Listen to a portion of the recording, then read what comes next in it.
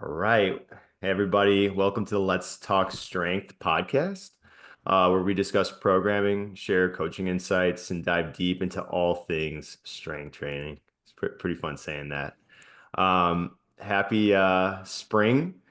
Spring has sprung here in Chicago. We got Tony Pascolla and Nikki Georgeson on the podcast with us, as always, for Let's Talk, and myself, Nathan Bañuelos. I'm just going to hand it over to Tony, have him talk about what he's been up to and kind of some updates. Yeah, not too many big updates for me. Just still some workshops that are happening, and actually Nate's coming to kettlebell workshop today after we get off this I'm always so podcast. jealous. Yeah, and I got to go to Nate's last week too at Chicago Strength in Logan. But the new thing that's been going on is just really trying to structure the strength and conditioning program at the school right now. Putting a lot of time and investing a lot of time into going to other workshops and rubbing elbows with strength coaches, and then also, getting my own literature and purchasing different online courses that has to do with strength and conditioning in the youth setting. So it's something that I'm trying to really dive in deep this upcoming summer and next year for all my kiddos at the school. So that's been pretty much the focus right now. What That's about cool. That's awesome. Yeah, what about you, Nikki? Just living it up in Lisbon, guys. Here we are, just finally feeling super grounded and excited to be here. I think I was here for 2 days the last time we did this podcast. So it was very new and fresh to me. But in terms of strength and business, it's been really fun. I've been diving into actually more programming and just really having some fun with it and putting more programs out there, just really, again, to have fun with it, to experiment. And I've been doing a lot on the back end, and really diving into social media marketing and all that entails on running an online business. So it's been really interesting because coaching has been, my life for the last 10 years, but running an online business is something completely different. And I've been trying to learn as much as I can. Eventually getting a business coach here in the next couple of months. So really Ooh. just in a completely different space, to be honest. Like coaching and running a business are just very, very two different things. Yes. So it's been a big learning lesson. That's a perfect segue for what we're going to talk about today. Yeah. Thanks Yeah. for lobbing me up here, Sure, Nikki. guys. Um, but I'll talk about that in a second. But I'm just going to give some updates. So in the last month, I started coaching at the garage in West Town. Awesome. Shout out to Gina. Tony and I went over there and checked out the spot. They opened a new space called the Apartment, and it's just a super dope, like, I don't know, it's like a yoga studio, but it's like a apartment building. So you walk in and you're like, what, Cool. where am I? Where am I? And then you open the door and it's literally a yoga studio. It's really cool. So just started training out of there. And then I'm actually ramping up my in-person business at Bucktown in Bucktown, at Academy of Strength. So shout out to Leo and the crew over Mhm. there, and just kind of building my business. I got some small group training going there as well. So it's been fun. So, what we're going to talk about today is really the state of personal training. It's a big topic, I think, in the community right now.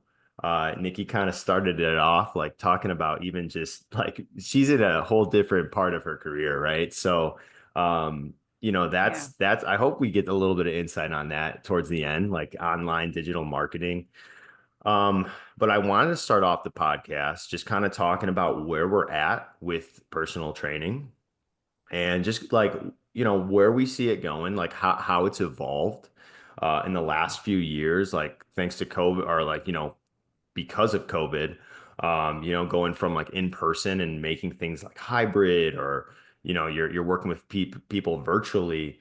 Tony, like where do you see things right now with personal training, and where do you think we're going? Well, I think this could be the hot take of the day. I think it's actually going to eventually go away from hybrid a little bit.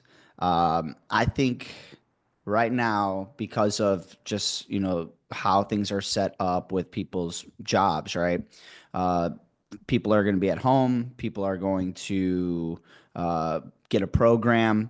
And I think programs are great. But I think the touch of a personal trainer or that coach and the coach's eye is you cannot put a price on that. And I think I see a lot of people get these programs like 8 day shred or 8 week whatever, and they'll go on to it, and there is some accountability because you have to check in, right? Like you have to like show that you did the sets and reps and whatever. But really, if it's a bigger program, if you're just buying off like a Train Heroic Market and there's no follow up with the coach and nobody's checking up on you, you buy a program. It's just like any gym membership, right? You go, if nobody's touching base with you at all, it just kind of fizzle out. And then it's too much of program to program. Like, here's a 9 week thing. I did it for 4. You know what? Ooh, this is a flashy thing. I saw this. I'm going to get that. I think people are starting to realize, and again, it's all about the person.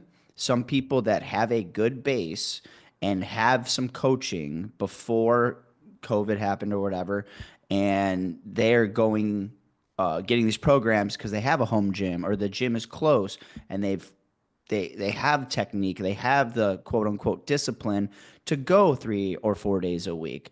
But I think eventually people are going to really, really turn back into going to the gym setting, one for accountability, two for community, but three, but the legit just coaching, like getting there and getting coached up, getting proficient at the movements and getting better at it. So I think we're in a weird phase right now where everybody's trying to go online. And I know, Nikki, like you're online, everybody is, but I think eventually people will start to kind of shift back into being with that coach or at least meeting with somebody virtually one on one.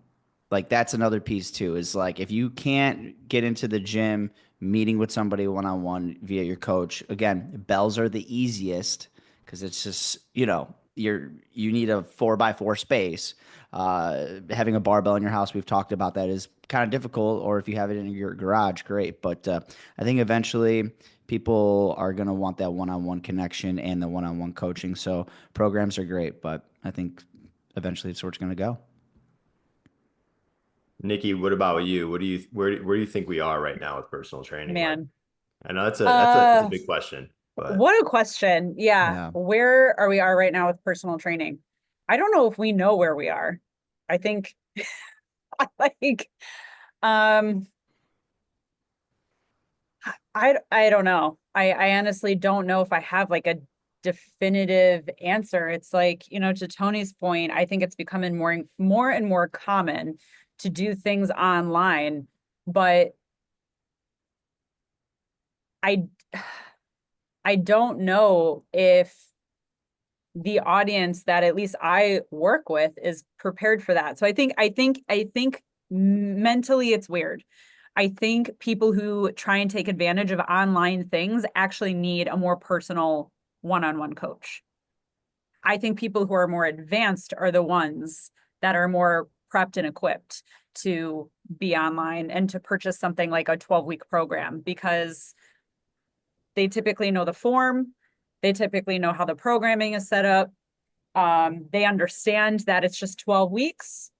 They're going to experiment with it. They're going to have fun with it. They're going to try and, learn something, get something out of it, but then they know they're going to have to reevaluate after those 12 weeks. So I don't know. I find I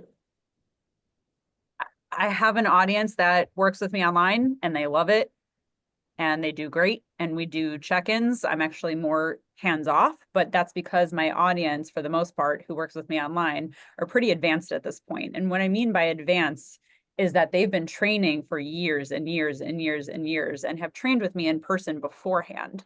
So we've built that trust, we've built that relationship. But you know, I've had other clients that are like, no, I need the accountability. I need someone in person. I would love for you to set me up with, with someone when you leave. I'm like, totally understand that 100%. Online is not for them. So I don't know where we're at. I think people are just constantly trying to figure out what's going to work best for them long term. As a coach, I would answer that differently. Online is really hard. Yeah. I can't physically touch anybody. That's a really new experience to me, especially being a very tactical coach. I like to actually put my hands on people. So that has also been a very, very different experience for me. Yeah, I think what you both are kind of saying is like it really depends on the individual, right? I think that's sort of like part of the answer, and what they need. And I can complete I actually agree with Tony because I've been working with um folks online for the last, like, 5 years, and then I have sort of like the reverse issue that a lot of coaches have where they have too much in person and then not enough online. But I have too much online and Yeah, I need more in person. And then have yeah, like having all this online experience and then you go to in person as a coach, you're like, man, I have so many tools that I can utilize in real life. There's just the tactile like feedback that you get. And I feel like, and I know this, like at some point in your career as a coach, you're going to realize there's a lot of value in meeting with the person like at least once a week, regardless virtual or in person, but especially in person, there's just so much value yeah. working with that individual. I mean, it's just so human. And I think it's such a awesome part of the career and the job. To kind of like move on from this part, what are your guys' thoughts on like coaches nowadays kind of growing into like niches? Like I've seen it. Like we see all these certs coming up, they're popping up here and there. Like you see, we have SFG, obviously. You have RKC, but you see KBCU. I'm seeing like MACE programs popping up. I'm seeing like club/slash kettlebell programs picking up. Like people and barbell programs. Like I see people and Mm. coaches niching. Like, what do you guys think about that? In terms of training and coaching. Why do you think that's it? People are doing that. I Go think ahead. I, people are, no, I was gonna you say go. you say you go Nikki, for it, go Nikki. hit it. Yeah. Let's go. So, I mean, I think coaches are always told to niche down. That's been my experience. That if you have a niche, you're better off. Um, I think it can definitely work in your favor, but I don't think you have to have a niche in order to service others. I don't think that that's necessarily true. I don't think it's a downfall. But again, I think it can work in your favor. I think um, the niche that I think is really beneficial is pre and postnatal. I know a lot of female online coaches that are just absolutely phenomenal when it comes to pre and postnatal. And I think that being their niche, I think they have a very specific, particular audience before, during, and after pregnancy. And they just do a great job. And, for example, I am pre and postnatal certified, but since it's not really my niche, it's not something that I want to dive into. I haven't had that experience personally.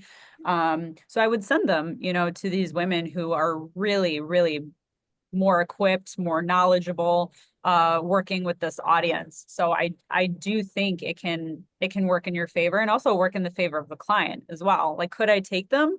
Yeah, sure. And I can do an okay job, but you know what? I'd rather give them to this person who would service them way better in this position than I would. Yeah, Tony, Uh, what do you think?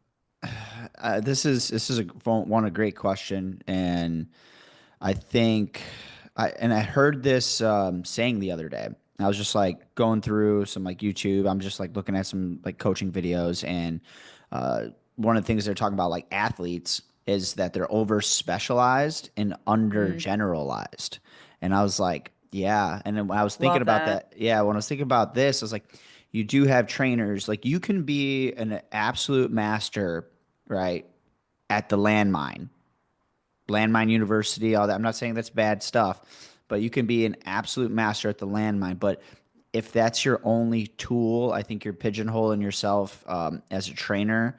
People will come to you for that specific training, but when I'm thinking about people and clients, and unless you have like this like laser pointer of your clientele, I think you're missing the mark as a coach because how many basic movements do we do as coaches and program for our clients?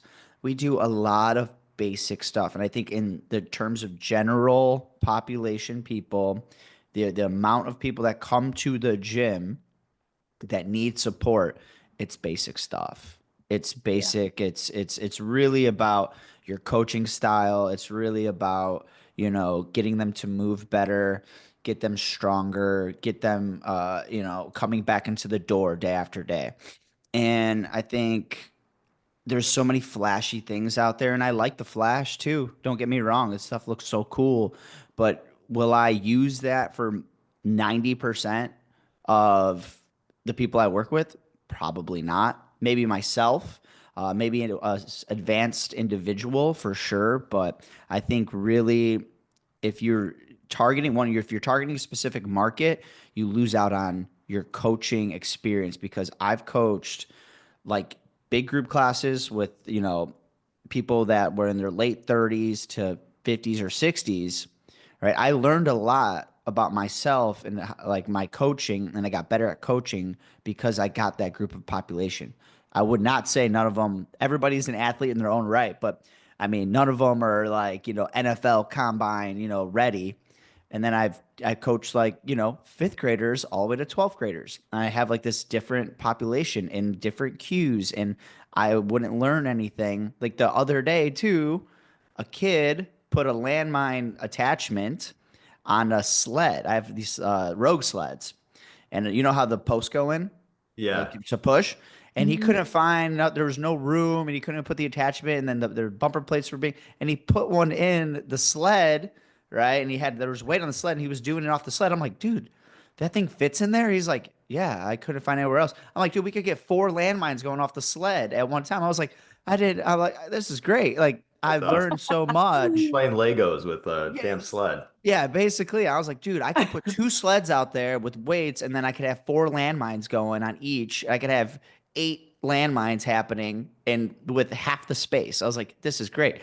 But just learning different things and getting really good at basics, be brilliant at the basics is my new thing I've been saying to the kids. They want the flash. I'm like, be brilliant at the basics. But I think, yeah, niching is for marketing purposes to sell something. Yeah. I hate saying that to sell something, but if you want Mhm. to sell something, you have to niche down. You Yeah. have to. That's why I have kettlebell programs. I don't have general programs. I have kettlebell programs, Mhm. and that's the way you get your message out. Just throw that out there. People know you as that, like landmine, kettlebell, even barbell, powerlifting, strong man. Like Right. if you niche down and they Google you, they're gonna find you easier. But if you're just like, I'm a I'm a really good at the basics coach, which everybody needs, nobody's gonna find you on the internet. You're gonna just kind of like be at the 50th page on Google, maybe. But that's my 2 cents into it. Yeah, like to piggyback off both your points, and I'm going to talk from the coach's perspective, right? Like, why would you want to niche down? I think niching, in my opinion, in the beginning is even more important because if you at least like go a mile deep in something, you're going to learn so much through that mile deep process.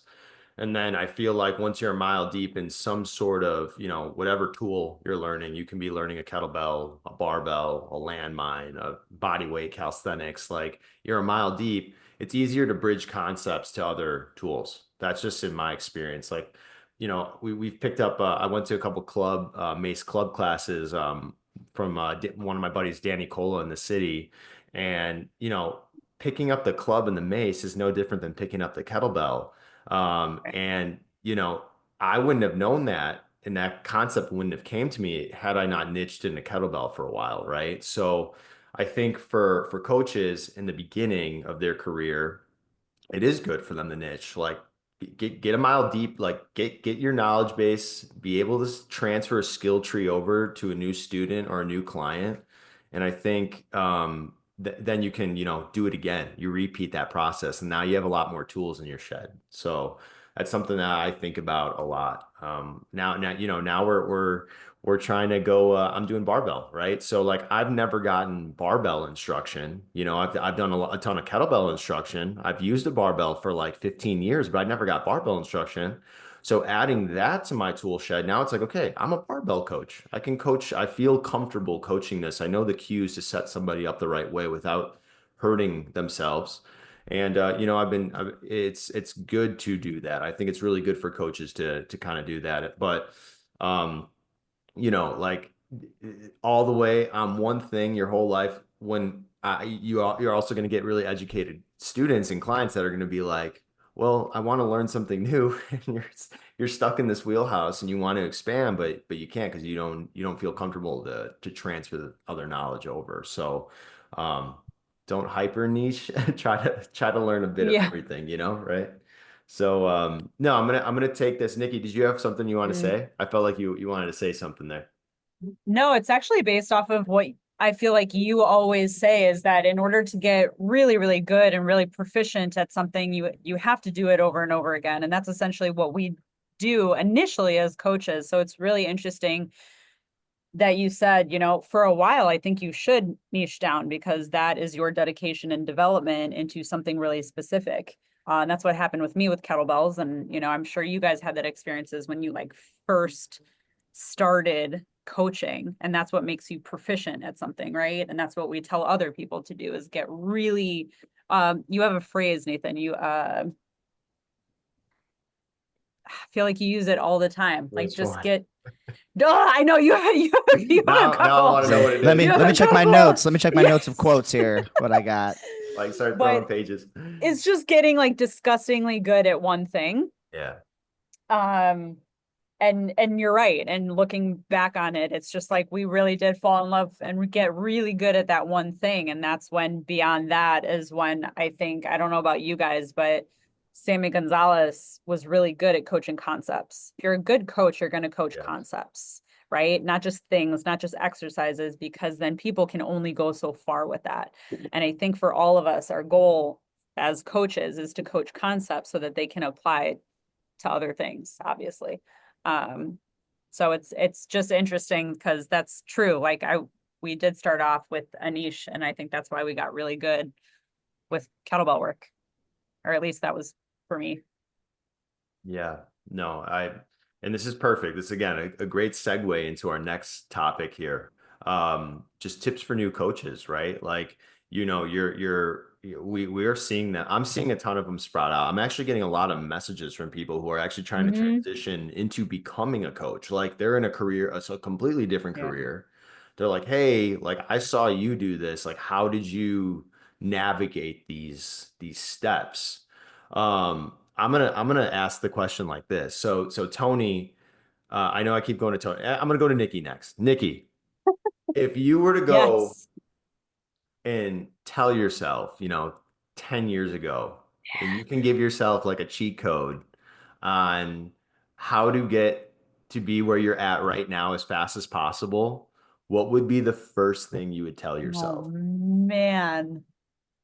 Um, wow, Nathan, really coming in hot with the questions today.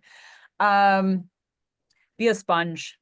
Just just be a sponge. Like really take it all in from as many sources or sources that you trust as much as possible. Like find someone that you have trust in and try and develop a relationship. If that person is able and willing to kind of take you under their wings, like I would not, I will say it over and over and over again. I wouldn't be who I am or where I'm at without Sam Gonzalez or Jose Rodriguez. Like it wouldn't happen. If they weren't there, I don't know what would have happened because I would kind of be like a chicken with my head cut off, which I think is where all coaches start because it's so overwhelming. Between the programming and getting clients and making a decent income, starting this whole process without any previous knowledge. I think I was wonderfully naive at the time. I think that also helped. I was so naive. I was also 22 when I started my process. And had nothing to. How do you mean by like, what do you mean by that? Like, what do you Oh, mean? I had no idea the uh the sacrifice it was going to take for the first 2 to 4 years. Expect nothing for the first 2 to 3 years. And I hate to say that to new coaches, but it's like any sales job, right? You gotta, but that was also the most wonderful time in my coaching career because I was with a community of people. We were all very young. I didn't know how hard it was going to be.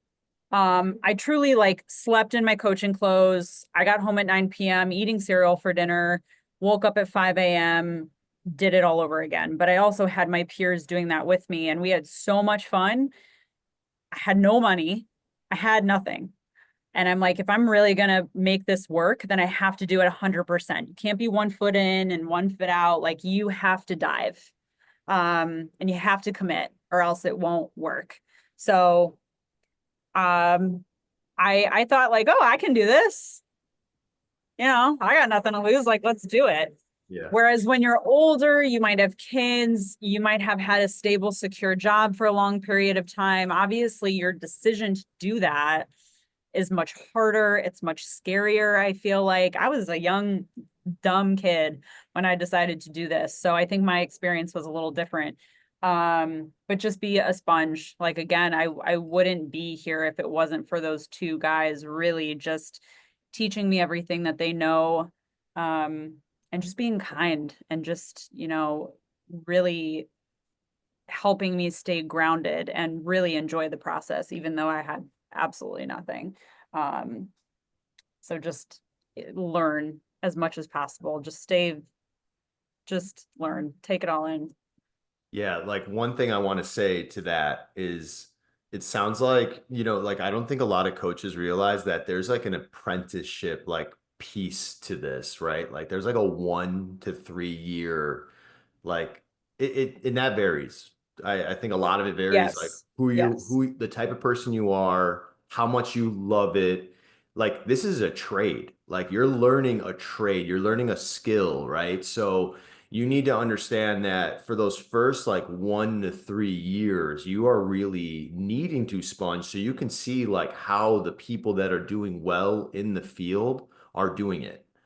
And I Mm. think what you're like trying to say as well, Nikki, is like find those mentors, right? Like that's going to be part of my answer is like see like Nobody can do this by themselves. yeah. Like, you Yeah. just got, like, guys, don't do it. Like, nothing great can be done by yourself. And I think, uh, I mean, I definitely had times where I thought I could do everything on my own, and I continue 10 years later to remind myself, like, no, you can't play this game. Don't play this game. Like, reach out for help. Um, so especially at the beginning when it's overwhelming, like, find your people, find your peers, find your mentors, because in order to do this, like, if you're going to need some help. Totally agree. I love that answer. Great answer, Nikki. Thank you. Tony, That's let's it's see like what the Family Feud. Good Tony's answer. like Good loaded. He's answer. Good like Thank nice you. and silent. He's like, all right, I'm let listening. these I'm two enjoying. young bucks finish up and let me get to my answer. Young Bucks, get out of here, Nathan. Jesus. Damn. Damn. Okay, I guess I'm the old guy on the show, I'm the busting you, man. Wait, grandfather. are you really that much We older love than you. us? I don't Tony's know. 32. He's 2 years older than me, No. man. I'm 36 Wait. years young. I'm 36. Oh, I'm like, wait, I'm older than you. Yeah. Good job, Nate. Good job. Put him on blast. Let's go, Tony. Let's go. No, I agree with everything you guys are saying. Uh, I would say if I had to give advice to myself as I got into this, I went a different route. I went into like physical education and being an athlete, like, going to getting my PE degree, like going to be a physical educator. I came in thinking like I know more than I did, and I didn't know enough. Like I had a degree, this is what my profession was, but the more I mean, you guys can contest to this, the more we know about this game, about strength training and conditioning and performance, the less we actually know. Like we think we know more when we're coming out. We're like, we got that certificate, we got this accreditation, whatever. And then you just realize, like, man, I really don't know a lot about this anymore. And walking into things thinking as when you're young, obviously you're young, you want to be confident, but it's also like you need to take a step back, like Nikki was saying, be a sponge, and you just need to learn and know you're not going to know everything, and you're going to mess up, and that you're going to program something, it's not going to work out. I think one of the discussions we had before is like, what are the things like you messed up when you're beginning? It's like programming too many movements, like for a Yeah. group class, you're running around trying to like coach everybody or over coaching and you're like exhausted. That's class one. Now it's like the less is more. We're going to do 4 or 5 movements today. And you're not going to over coach them. You're not going to be on top of people. And I think that's like a big piece too, is like, take a step back and you're going to make mistakes. But I think also, and this is just a advice. I always did this, but this is advice to like, because to your point, Nikki, of talking about like being at the gym at 6 a.m. till 9 p.m. and all these things. Like for coaches, like be on time. That means early.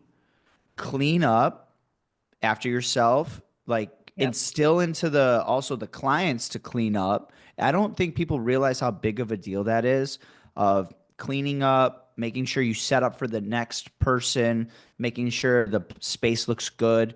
And even if you get there and there's things out, I didn't take those out. I'm not putting those away. It's like, no, get the place set up. Like it sucks that you had to do that, but knowing you're going to do grunt work, you might have to do laundry, you might have to do whatever. You might get the crappy shift you don't want. But again, if you're starting out in this game, those are things you're going to have to do. So be very open minded. You don't know everything. Just sit back and listen and learn.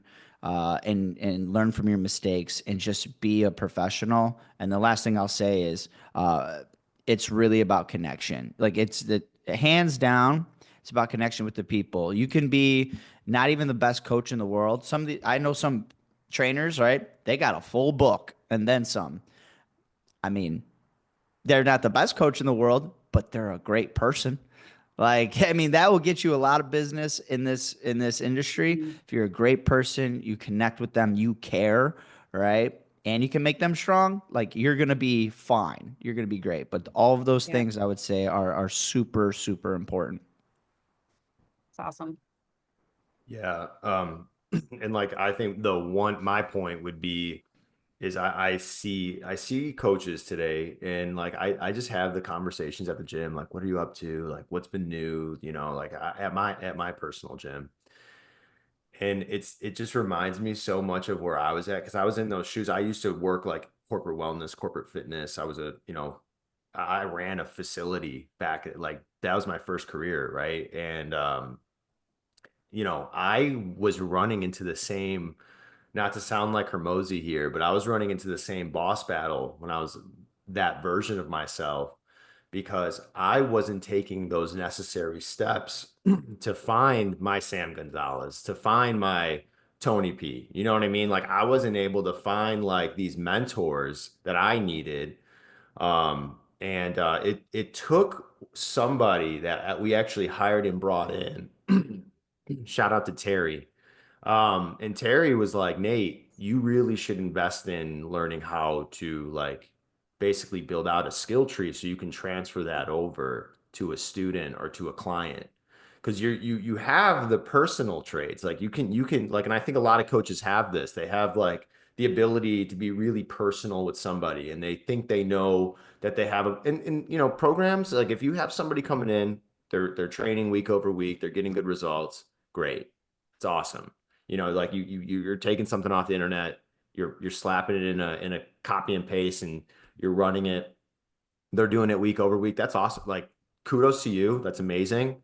But if you want to take it to the next level and really like make this and make more make more value out of your sessions, be able to sell higher and be able to sell more per session, you're going to have to reevaluate that at some point and realize that you need to learn that skill tree. Like you need to learn something to transfer over to a student, and it needs to come partially from you and like how you do things.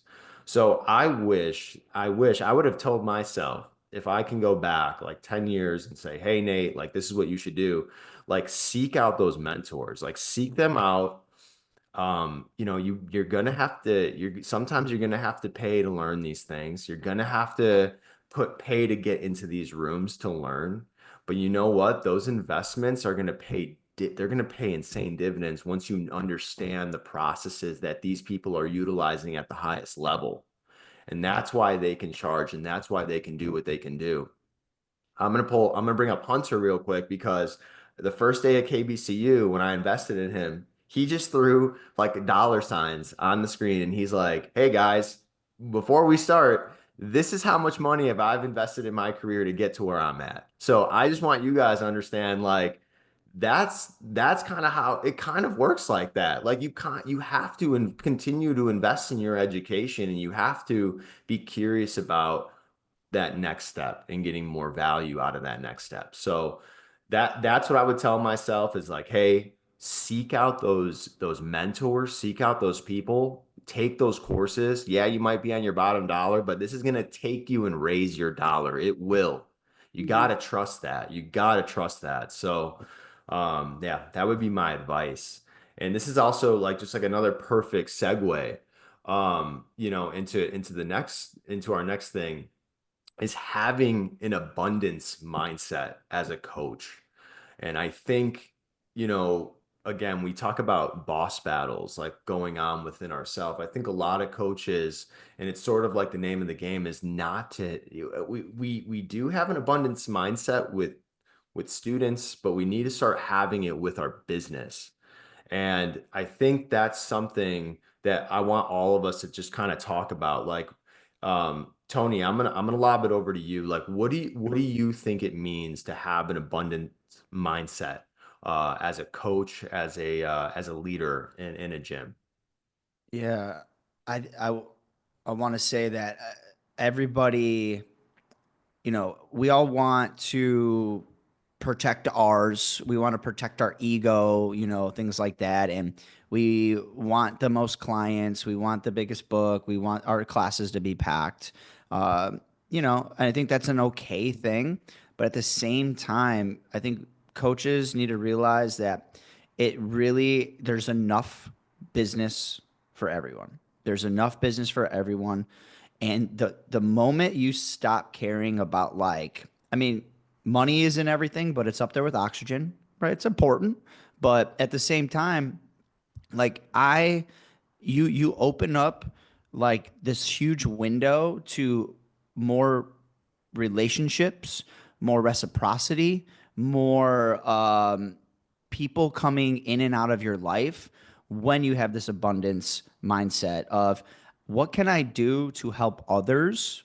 Like if there's somebody that wants to do a nutrition route that's not the same to me, like I'll send them to Nikki. I've name dropped Nikki a bunch of times. Oh, this is her Instagram. Check her out, follow her, all that stuff. Like anything for you, Nate. It's like, yeah, like we were trying to work out that apartment thing. I'm like, I don't, it's not really going to fit for me right now. Like, Nate, Yeah. you take the reins, you do that, like you run with that. Workshops, like going to, like we do this all the time. We go to people's workshops, we learn, we get our friends to go to, we bring people in.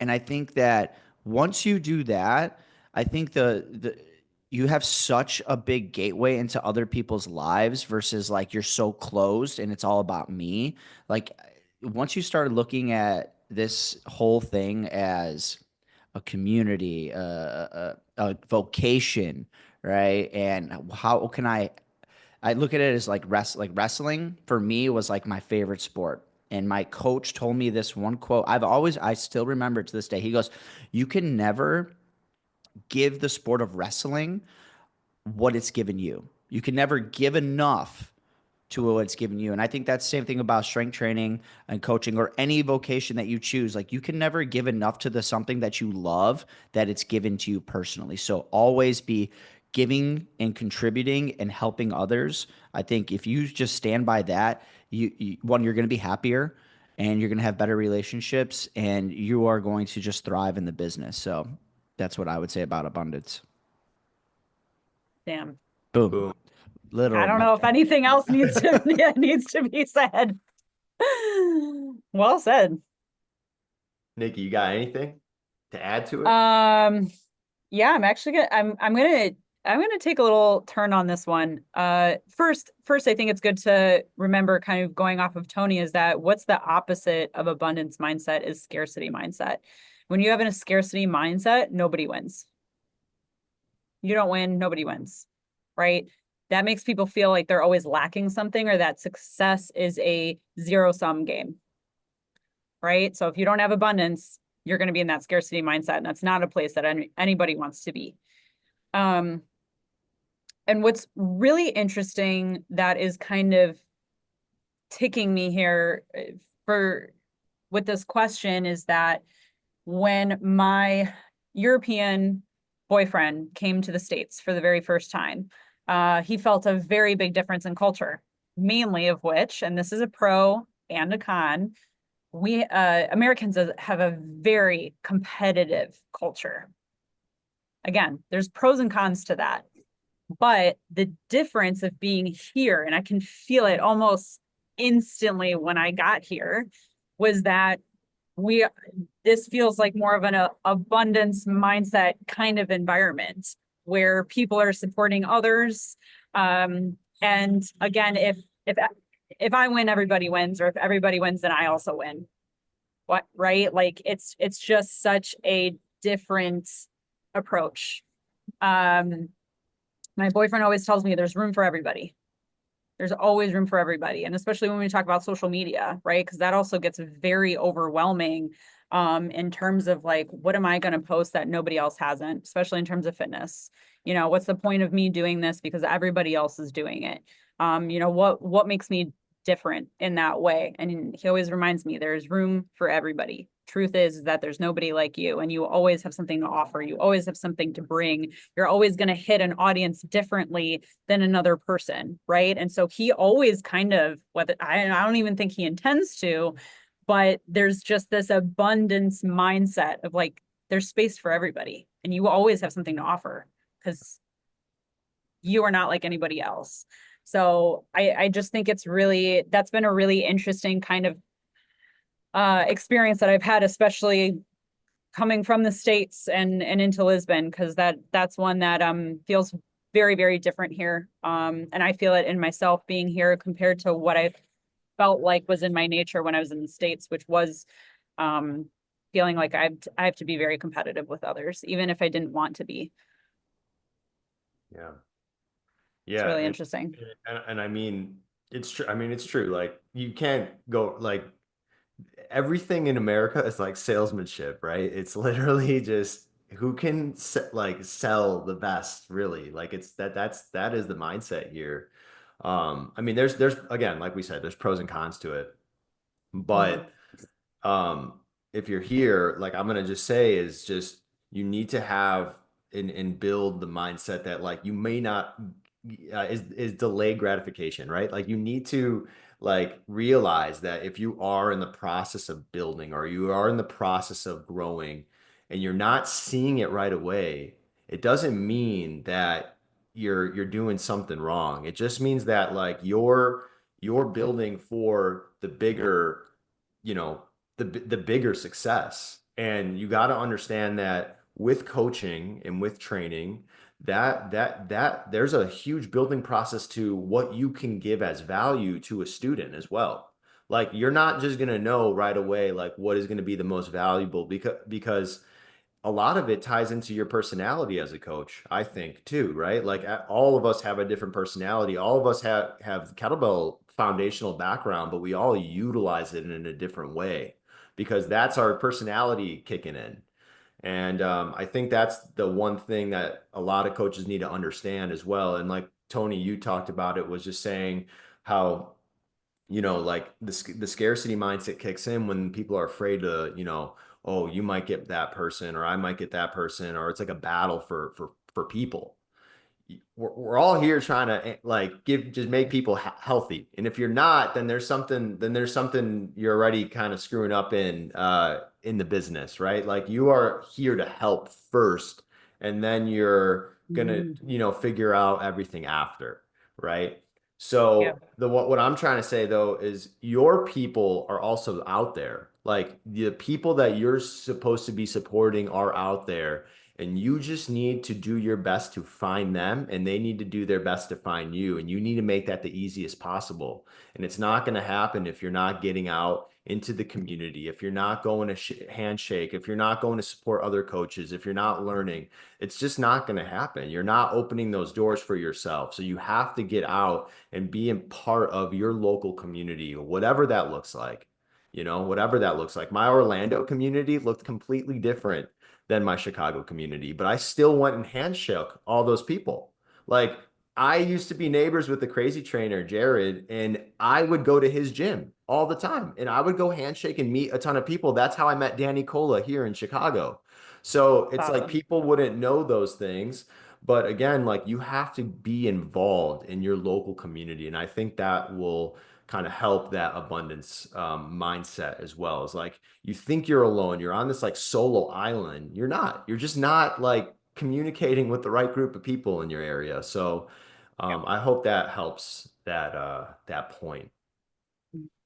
You guys got anything else to say for that part, or are we ready to move on to kind of the final piece here? I would just say one thing, like referring people, like clients to other trainers, like that's super important too, because one, like you might not be the fit and you would refer, and people are afraid to refer because they feel like they're going to lose business. They want them, but it's going to trickle back where, hey, this one guy refer me to this other person. He might be a great, like he was super nice. He might be or she might be a good fit for you. So never be afraid to like send business where it really needs to go because it will Yes. come back to you. So that'd be my last Yep. point. Absolutely. I'm going to talk about that really quick because I had that experience yesterday.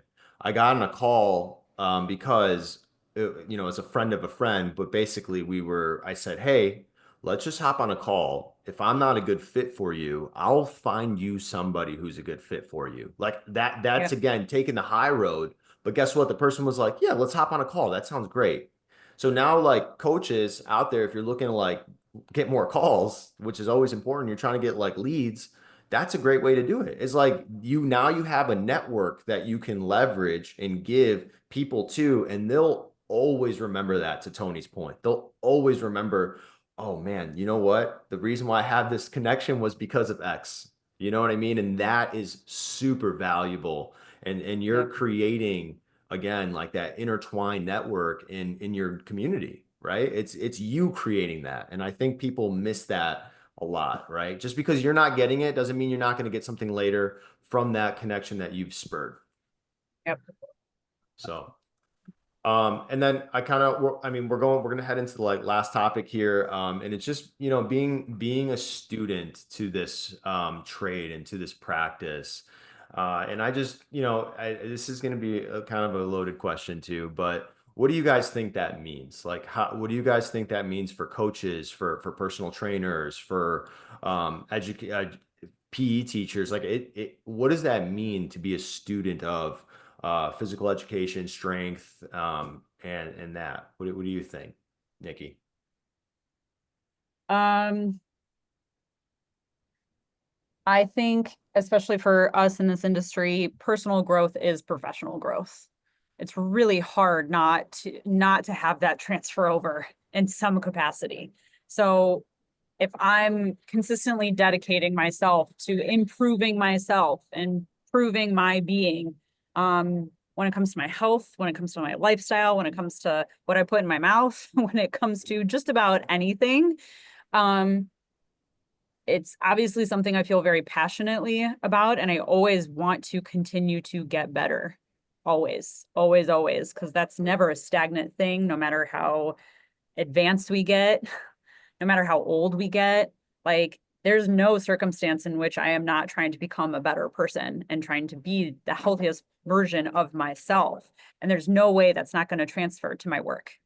So I always try and think about kind of linking to what we just said of like, I'm not getting continuing ed for my clients. I'm getting it for myself first so that I can improve, and in which case puts me in a better position to coach my clients, if that makes sense. I'm not out looking for certifications like, oh, what would my clients, want to learn, or what would be most benefit, or what would my clients, or what would potential clients want to buy, right? That's not my line of thinking. It's like, what do I want to invest myself in?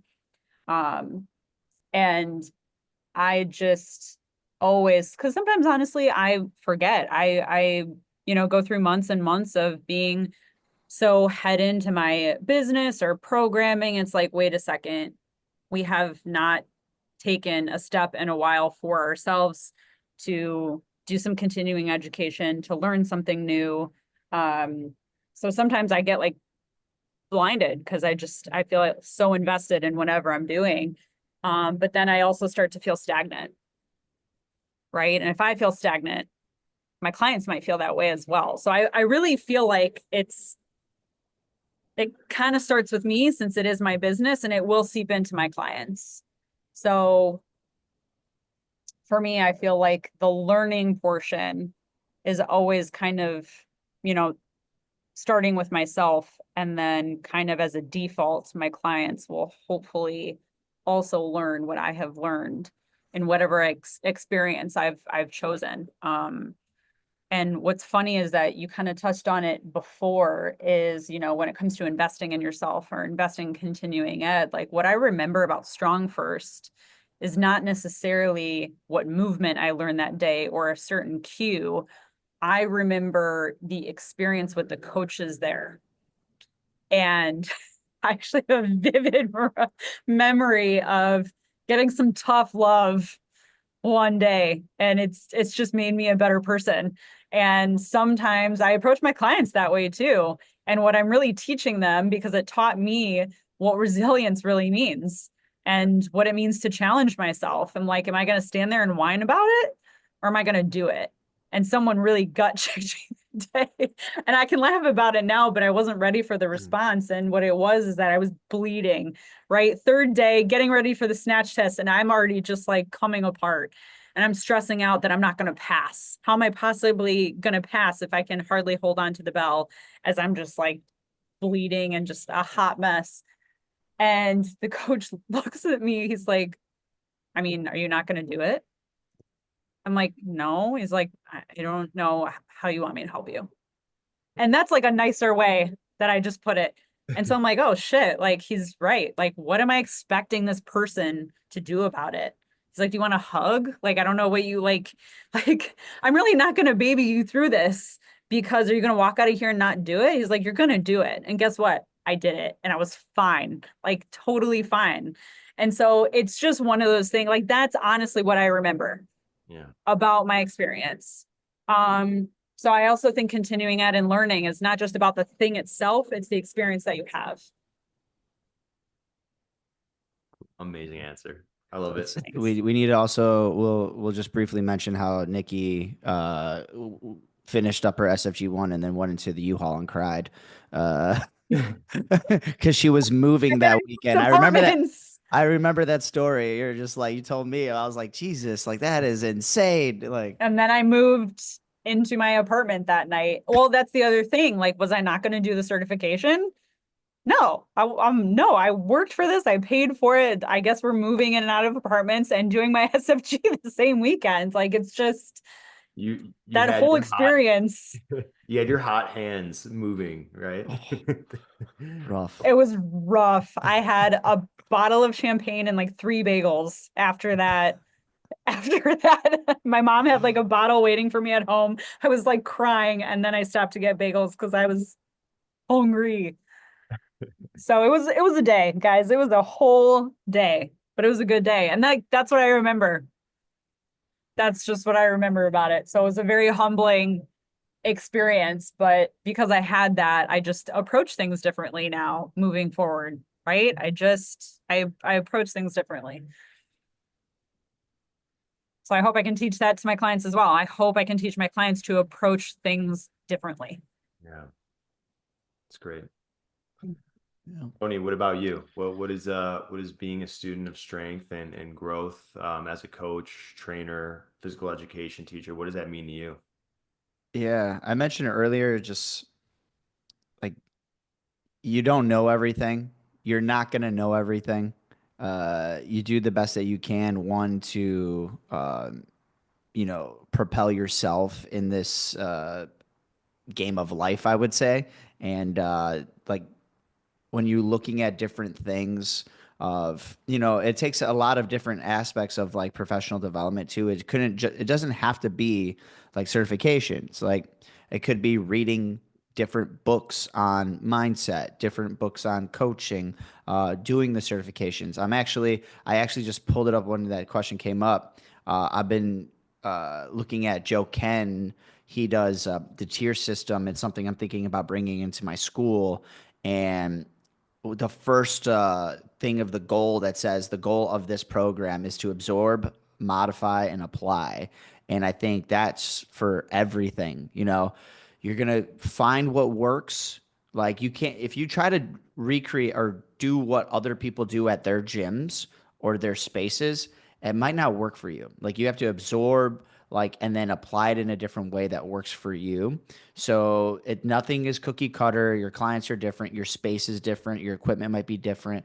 So, but taking things and running with them and trying things is important. And some things work fantastic. Some are you're like, I'm never doing that again. But I think just personal growth, making connections, like Nikki said, going to these workshops. I just went to the high school strength coach workshop at Evanston, and I Oh, was cool. sitting down, didn't even know it. I'm gonna shout him out, Kevin Vanderbush. He was sitting down at my table next to me, like the beginning, like nobody really introduced themselves really. I was like, oh hey, I'm Tony Pascolla. He's like, oh, I'm Kevin Vanderbush. Start talking to this guy, whatever. Didn't know he was a keynote speaker.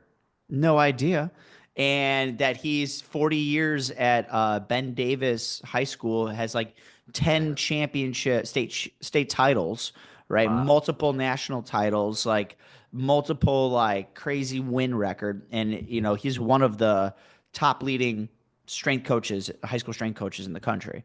Like people go to his, I'm sitting there just chopping up with him, having a good time. And then he's like, "Oh yeah, I'm presenting." I was like, "Oh snap, really?" He presented, didn't talk about one rep scheme, didn't talk about a freaking any programming, nothing, weights to use, percentages. He just talked about connection.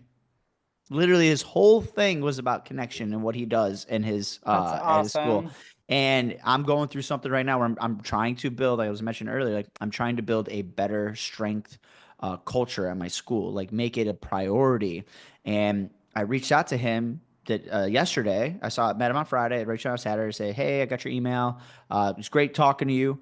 Um, you know, I'm trying to build this programming up. Any tips or resources you can share with me about like really like going to my athletic director, going to the head of school and things like that." And he shared a Google Drive with me with all this information.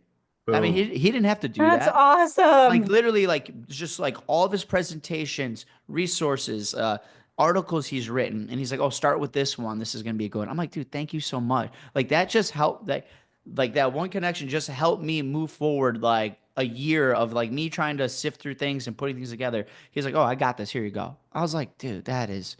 Thank you so much. I appreciate it. I Awesome. can't wait to get back to him and like tell him how amazing we're gonna make this program. But that was the one thing I was just like, dude, that's why you go to these things. That's why you grow professionally and make the connections and learn. And yeah, that's a long-winded answer, but yeah, keep investing in yourself, and the Awesome. better you are, and the more you have to give to others. Yeah. No, and I'm gonna piggyback off both your guys' answers. I'm gonna take this from like my students' perspective, and like I'm in this at this point, and I'll tell you guys where I'm at is like I have students that are at different levels, right? So I'm looking at being a student of strength. Well, my students are kind of teaching me as well, right? Like they're always teaching you. And I think looking at what your students need will kind of guide you in what you will need next in your career, right? So I'm looking, I have a couple students who are just kick ass. Anything I throw at them, they're just it's nothing. I'm like, what is go like what am I doing wrong here? It's not that. It's just I'm trying to now expand like a little bit more. Like now I need to be like, okay, like what else can I throw at these folks that'll challenge them and make them, stronger, make them challenged in a different way. So I think the point I'm trying to say is just look at what you are working with, like look who you're working with, look at what they need, and keep growing off of that.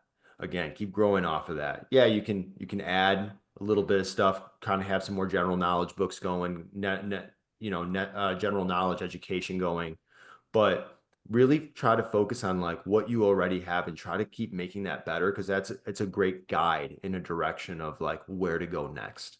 And I think that's something that I'm utilizing right now and it's really helping.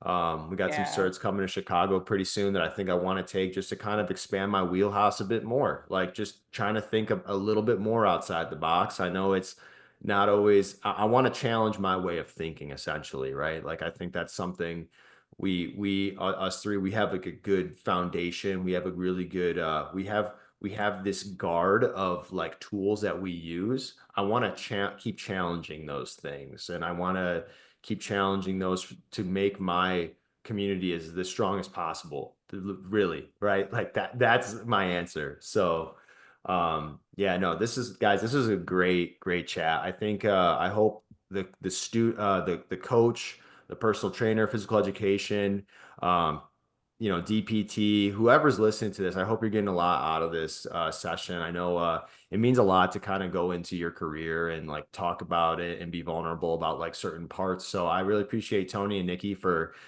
chopping us up here and then giving us some of their life here. So I really appreciate you guys. I'm gonna just kind of segue into what we got going on in the next month or so. Like what's on the horizon for each of us until our next Let's Talk. Nikki, what do we got going on? A lot of social media stuff. Like I said, it's weird to be a coach, but take on this new role and completely different meaning of business owner.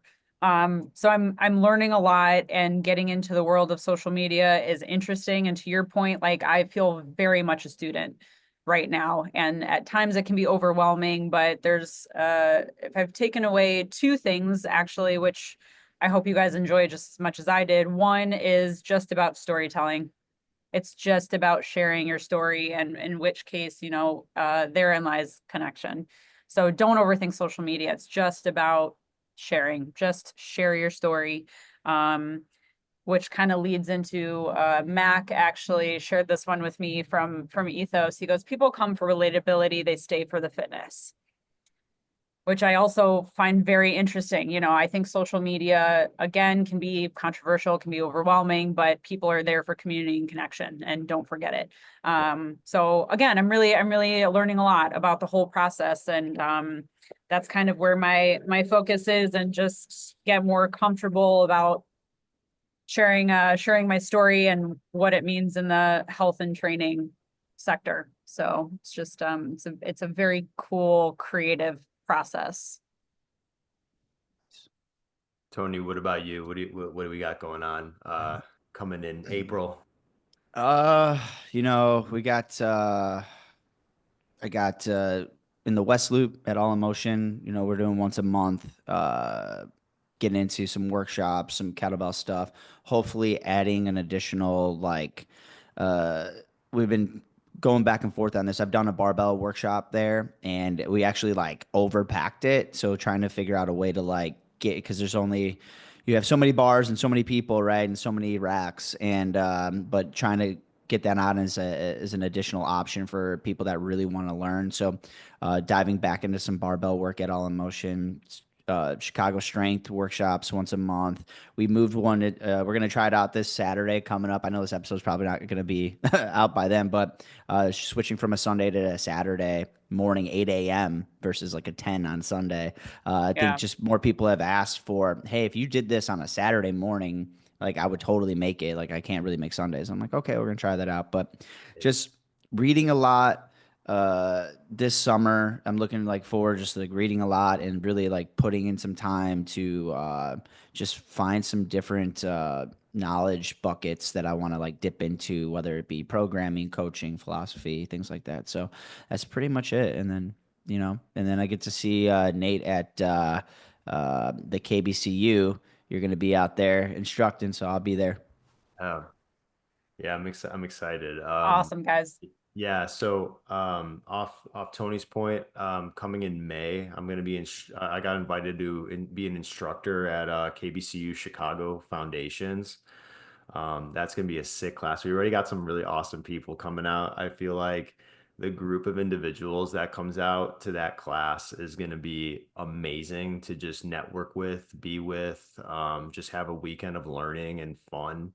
Those are just so fun. Like you're gonna get such a cool wheelhouse of skills in addition to like the kettlebell foundational exercises, but like just learning how to add plyos to your workouts, like using body weight, jumping, but also just like Hunter's really good at mindset. Like I can't stress that enough. Like if you're really kind of as a coach, if you're struggling as like a coach figuring out your mindset and like how to apply and bridge concepts of business and work and fitness together, he is just it's just incredible working with him, and always have been. It's always been a pleasure to work with him on that. So I'm really looking forward to that. Dom's going to be with me as well on that instructing, so it'll be a ton of fun. April, our April Third Coast class, guys, is gonna be like sold out really quick. Like it's already almost sold out. I have people reaching out saying the last class was bananas. It was so much fun. So I'm really looking forward to teaching that class again at Chicago Strength. So that's been so much fun. And then, yeah, just recently, this last week was my first week coaching out of the garage. It's an awesome community in Westtown.